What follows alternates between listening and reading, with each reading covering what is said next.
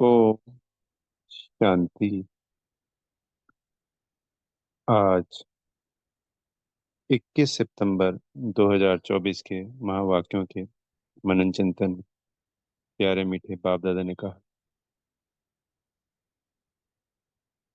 कि बाप कल्प कल्प आकर तुम बच्चों को अपना परिचय देते, और हमें भी यह परिचय यथार्थ रीति दूसरों को देना है।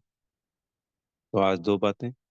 पहली, कि हमें परिचय मिला और हमें आगे परिचय देना है।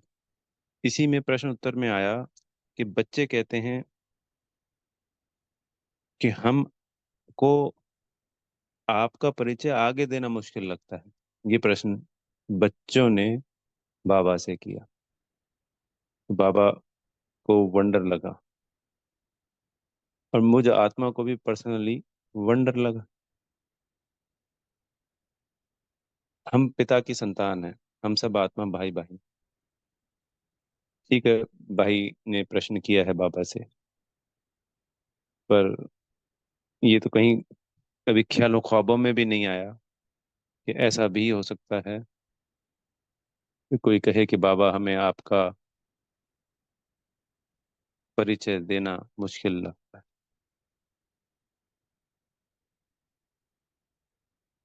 तो पहले तो बाबा ने हमें परिचय दिया।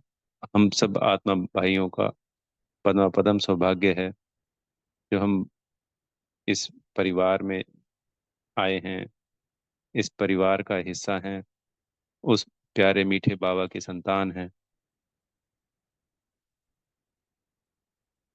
हमारे को वो सद्बुद्धि आई कि हमें परिचय मिला और हमने बाबा को पहचान लिया। वो सद्बुद्धि भी बाबा की दी हुई है। हम आभारी हैं। हमें बाबा से मिलने से बेहद की खुशी होती है, उमंग उत्साह आता है, जीवन में परिवर्तन आता है, दुख दूर होते हैं, सुखों से हम आत्मा भरपूर होते हैं। तो हमारा भी मन करता है और आत्मा भाइयों तक ये मैसेज पहुंचे। दिल से खुशी होनी चाहिए कि हमारे भाई जो बिछड़ गए हैं अपने पिता से, ढूंढ रहे हैं। तो हमें सबको यथार्थ रीति बाबा का परिचय देना है। इसमें मुश्किल की तो कोई बात ही नहीं है। हमारे पास पूरा ज्ञान है। इसमें दो मुख्य ज्ञान, आत्मा और परमात्मा, इसी में सारी बात आ जाती है। तो पहले हम दूसरी आत्मा भाई को यह निश्चय करवाएं कि हम आत्मा हैं। क्योंकि जब तक हम शरीर के भान में हैं, तो शरीर से हम सारे संसार को शरीर के नजरिए से देखते हैं। जो लौकिक माता पिता हैं, लौकिक युगल बच्चे हैं, सिर्फ उन तक जाती है नजर। पर जैसे ही हमें आत्मा का ज्ञान होता है, तब हमें समझ में आता है कि हम आत्माओं का भी कोई एक पिता है, जो है शिव बाबा, परम पिता परमात्मा शिव।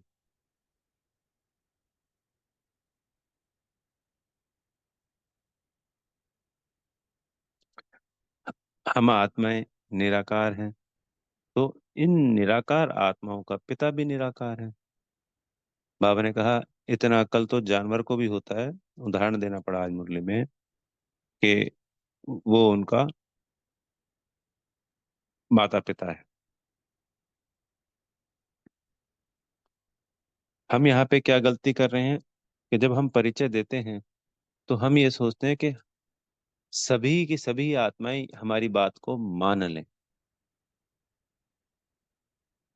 कि ये हमारे बात को मानकर ज्ञान में चलने लगे, या ये मान लें कि ये शिव बाबा ही हमारे पिता हैं। इस बात को गांठ मान लीजिए कि सारी आत्माएं नहीं मानेंगी, अंत तक मानेंगी, पर वो थोड़े समय के लिए होंगी। उनको सिर्फ मुक्ति मिल जाए, वो उतना ही कार्य करेंगी। क्योंकि सारे के सारे हमें ज्ञान के आधार पर पता है कि मात्र 33 करोड़, इस 8 अरब के आत्माओं में मात्र 33 करोड़,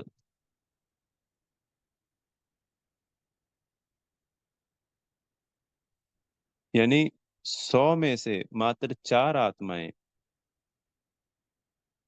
हमारे कुल की हैं। 100 में से मात्र 4 आत्मा। तो अगर हम 100 आत्माओं को मैसेज देंगे, तो उसमें से सिर्फ चार, यानी 25 में से एक आत्मा निकलेगी। जब किसान बीज बोता है, तो वो 1,000 बीज बोता है, तो वो ये थोड़ी गिनता है कि ये 1,000 के 1,000 पौधे निकले हैं कि नहीं निकले हैं। हमारा कार्य है सिर्फ दूसरों को मैसेज देना, सामने वाला माने ना माने इसके ऊपर जाना ही नहीं। जैसे उस संसार वाली गीता में कहा है ना, कर्म किए जा फल की इच्छा ना कर। उसका बाबा ने यहाँ ऐसे कह रखा है कि हमें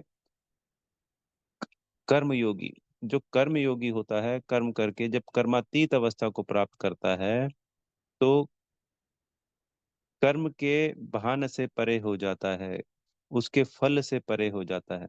जैसे बाबा कहते हैं कि अपने को आत्मा समझो, तो देह देह के सर्व संबंधों को, वस्तु, वैभव, पद, पोजीशन, सबको भूल जाना होता है। तो ऐसे ही कर्म के फल को भी याद नहीं रखना होता है। जैसे हम बिजनेस कर रहे हैं, अगर हमें प्रॉफिट हुआ हम बहुत खुश हो गए, और लॉस हो गया तो हम बहुत 2-4 दिनों तक, मेरे छोटा छोटा रोज का प्रॉफिट रोज का लॉस, तो परेशान दुखी हो गए, तो ऐसे तो हम ज्ञान में आगे बढ़ ही नहीं पाएंगे। हमें हर चीज के प्रभाव से, जैसे दूसरी आत्मा, बाबा क्यों कहता है, क्योंकि दूसरों के दुखों से भी हमें परे जाना होता है। हमें मदद करनी है, सेवा करनी है, पर अगर हम मन हमारा प्रभावित होने लग गया दूसरों के दुख से, तो फिर हम आगे नहीं बढ़ सकते हैं। मन को शक्तिशाली बनाना है, ना दुख देना है ना दुख लेना है, क्योंकि दुख लेने से आत्मा या मन कमजोर होता है। इसी प्रकार जब हम ये पाल लेते हैं कि मैंने मैसेज दिया है दूसरी आत्मा को, वो ज्ञान में चलनी ही चाहिए, वो हमारी बात को मानना ही चाहिए, वो रॉन्ग हो जाता है। जब हम किसी को मैसेज दे रहे हैं, वो बड़ा इंटरेस्ट से सुन रहा है, क्वेश्चन आंसर कर रहा है, तो हम उसको पूरा समझाएं, आत्मा और परमात्मा का ज्ञान। बाकी अगर कहें कि जी 7 दिन का कोर्स कर लो, अगर हमें लगता है कि वो इंटरेस्ट नहीं ले रहा है, इधर उधर देख रहा है, परेशान सा हो रहा है, हमसे गलत गलत प्रश्न कर रहा है जानबूझकर, उसको वहीं छोड़ देना चाहिए, स्टॉप कर देना चाहिए। इस बात को समझना चाहिए कि सभी यज्ञ हैं, सब बाबा की संतान ही, पर सब यज्ञ में नहीं आएंगे,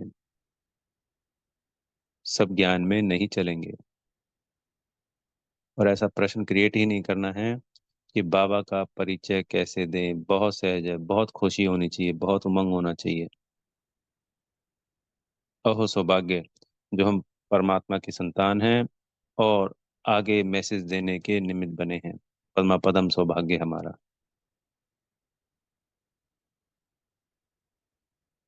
इसमें कहीं पे भी मूंझने की बात नहीं है। एक निराकार दुनिया है, एक साकारी दुनिया है। साकार दुनिया में मनुष्य रहते हैं, आत्मा कर्म करने के लिए ये शरीर लेती है, शरीर के पिता रिश्तेदार सब शरीरधारी हैं, और निराकार में एक ही संबंध है। वहां ये नहीं है कोई चाचा मामा ताता बाऊ ये वो, कुछ नहीं। एक पिता माता और हम सब उनकी संतान, बस। और कोई दूसरा संबंध ही नहीं है। बड़ा भाई छोटा भाई दीदी, ये भी नहीं, कुछ भी नहीं। आत्मा आत्मा, भाई भाई। यहाँ पे ब्रह्मा बाबा हमारे अलौकिक पिता भी हैं और बड़े भाई भी हैं। पर अगर हम सब आत्माएं परम धाम में स्थित हैं, तो वहां पे वो हम समान, एक पिता के संतान, आत्मा आत्मा, भाई भाई। वहां ये नहीं है ये बड़े भाई जी हैं, ये अलौकिक पिता हैं, नहीं। सब कुछ सहज है। बाबा आए हैं, बाबा अकाल मूर्त हैं। वो इस अकाल तख्त पे ब्रह्मा के तन में आकर हमको ये ज्ञान देते हैं। आत्मा इस शरीर के द्वारा सब कर्म करती है। सब कुछ सहज है, बहुत आसान है। कहीं पे भी मूंझने की बात ही नहीं है। इतनी मुरलियां सुन रहे हैं, पढ़ रहे हैं, इतने टाइम से हम ज्ञान में हैं, बिल्कुल सहजता से। फिर बाबा ने आज कर्म, अकर्म और विकर्म की गति के बारे में बताया। तो जो हम पुरुषोत्तम संगम युग पर बाबा की श्रीमत पर आत्मिक स्थिति में स्थित होकर और श्रीमत पर दोनों स्थिति में अगर करते हैं कर्म, वो सुकर्म होते हैं, क्योंकि उनकी प्रारब्ध हमारी अगले 21 जन्मों के लिए। और वो भगवान ने कहे हुए महावाक्य हैं, उनके कहे हुए आधार पर, उनकी श्रीमत के अनुसार हमने कर्म किए, तो वो सुकर्म ही है। जब हम देह भान में आकर द्वापर और कलयुग में जो भी कर्म करते हैं वो विकर्म बन जाते हैं। द्वाप सतयुग और त्रेता में हम से प्रारब्ध ले रहे हैं, उन कर्म का कर्म फल नहीं होता, वो कर्म अकर्म बन जाता है, क्योंकि उसकी कोई प्रारब्ध नहीं है, उसका कोई विकर्म नहीं है, कोई बोझा नहीं है।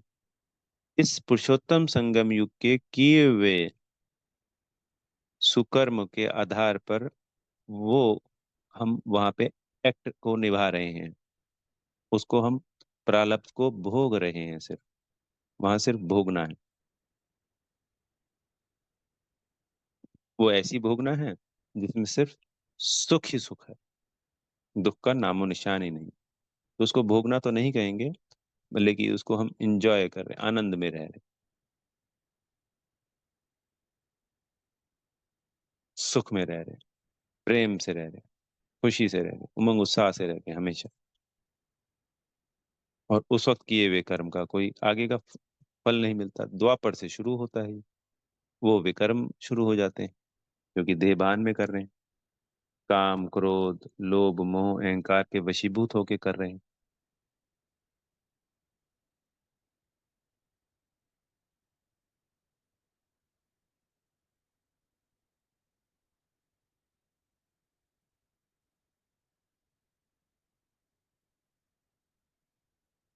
फिर बाबा ने कहा वरदान में, श्रीमत की लगाम को टाइट कर मन को वश में करने वाले बालक सो मालिक भव।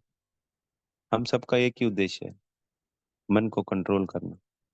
मन में जो अनेकों अनेक संकल्प चलते हैं उनकी स्पीड को कम करना, उनकी क्वांटिटी को कम करना, कि कम से कम जितने हम इसके संकल्पों क्रिएट कर पाए, 1 मिनट में, 1 घंटे में, एक दिन में, उतना ही मन शक्तिशाली होता है।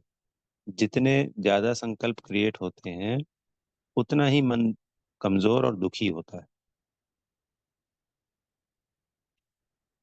जब आत्मा आत्मा का अभ्यास करती है तो आत्मिक स्थिति में स्थित हो जाती है, उसके मन के संकल्पों की गति कम हो जाती है।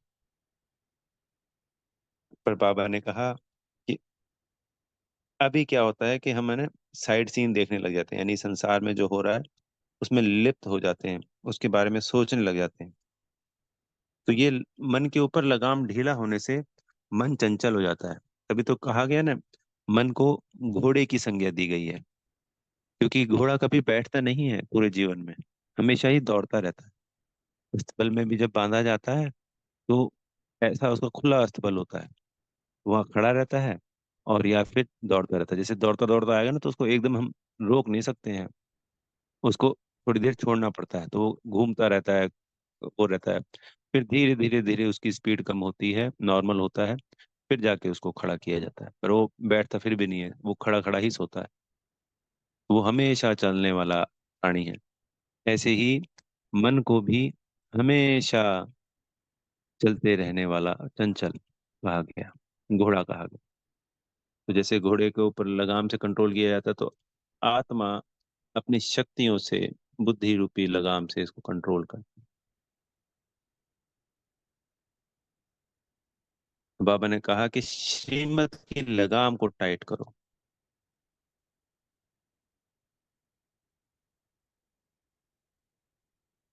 तो अभी परसों के वरदान में बाबा ने कहा था ना, बालक सो मालिक वाला, कि एक तो बाबा के वर्षे का अधिकारी बन गए बालक सो मालिक, और एक स्वराज्य अधिकारी, मैं आत्मा स्वराज्य अधिकारी हूँ, जो अपनी रूलर पावर से, कल कहा ना ब्राह्मणों वाली बात बाबा ने बोली वरदान में, ये जो ब्राह्मण होता है, रूलर ब्राह्मण, वो पूरी तरह मन को कंट्रोल में रखता है, नहीं तो क्षत्रिय रह जाते हैं जो मन को कंट्रोल में नहीं कर पाते।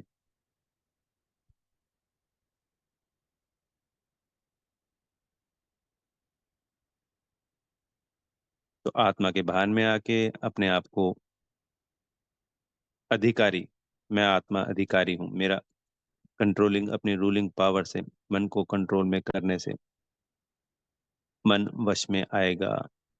बाबा से बार बार हमें शक्तियां लेनी है, आत्मा को भी और मन को भी देनी है अलग से। मन भी शक्तिशाली होगा, आत्मा भी शक्तिशाली होगी। मन हमसे ज्यादा शक्तिशाली नहीं होगा, वो हमारे अंडर काम करेगा।